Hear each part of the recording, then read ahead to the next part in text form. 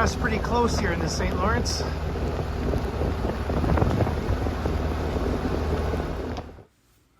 After passing through the Iroquois Lock, vessels continuing down the St. Lawrence Seaway enter U.S. waters to encounter the Eisenhower and Snell Locks. Located near Messina, New York, these locks play a crucial role in the seaway, enabling vessels to navigate around natural barriers as they journey towards the Atlantic Ocean. Completed in 1959 as part of the St. Lawrence Seaway Project, both the Eisenhower and Snell Locks were named to honor significant figures in U.S. history.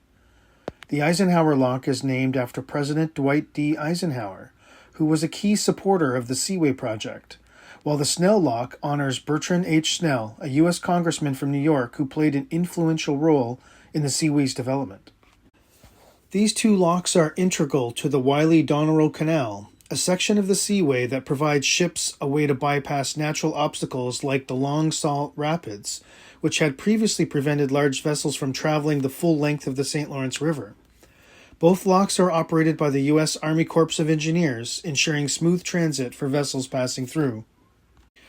One of the standout features of both the Eisenhower and Snell locks is the use of a floating bollard.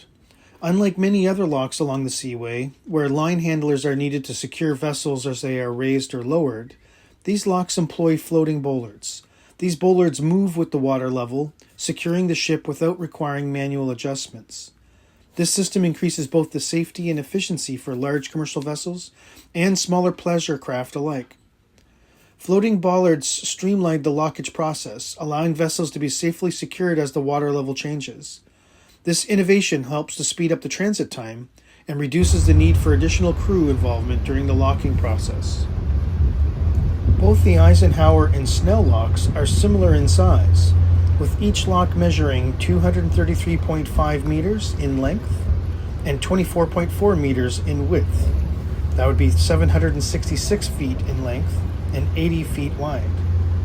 These dimensions allow the locks to accommodate large ocean-going ships, or salties, as well as domestic lakers that navigate the Great Lakes.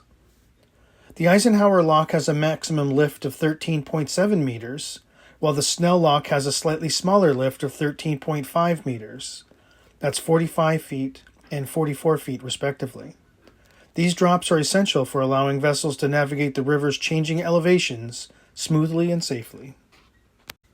The Eisenhower and Snell locks are in constant use during the Seaway's navigation season, which typically runs from late March to late December.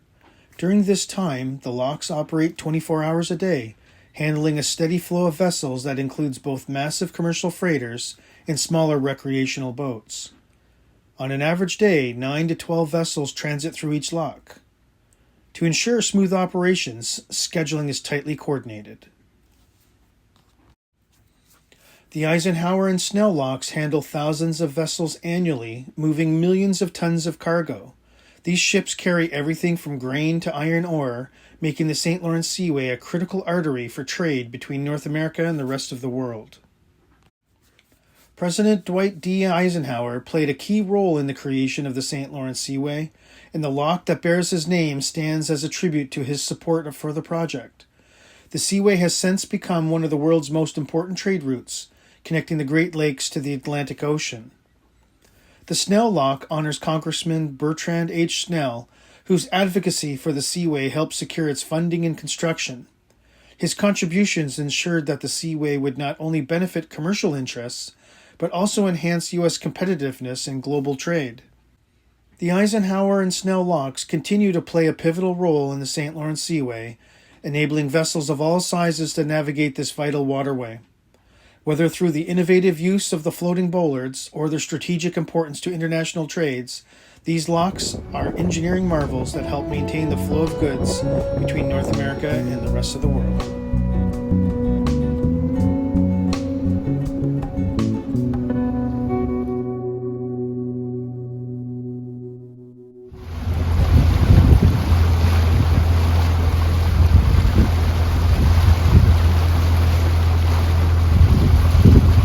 Eisenhower Lock.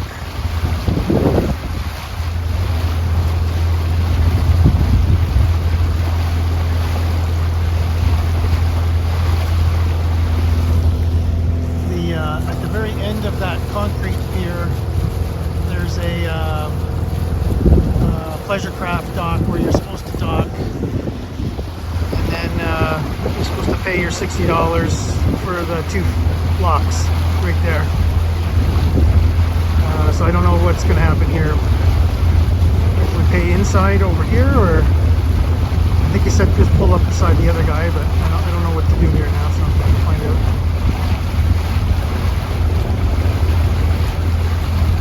And we got the Coast Guard boat behind us.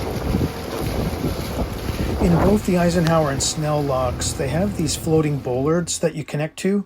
When we went through the Eisenhower lock, we connected with both the stern and the bow, and it was awkward at first because we couldn't position the boat properly because the bow line was, we only had one point to tie off. So as soon as we put the bow on, you had to let the bow out to get the stern in.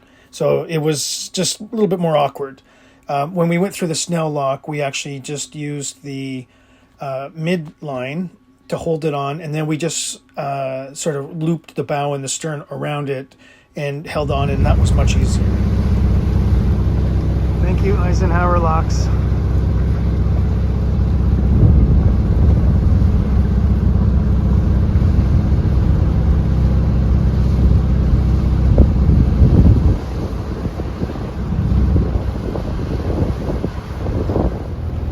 Coming into Snell, we don't actually have to stop.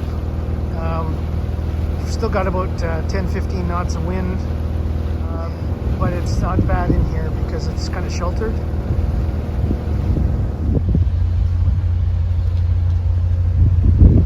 Got the bumpers out, attached to the bollard.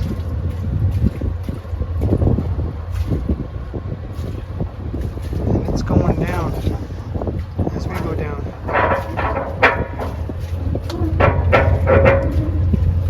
We're using a stern cleat and a midship cleat. It seems to be working out the best. We tried the bow cleat last time, but it was too complicated. It was too short. We've got power problems. We're running on a spare battery now, so we're just going to have to do a detour and see if we can get a new alternator. The alternator failed on us here. So we made it through the 3 locks we wanted to get through, but it's a bit of a rainy, misty day.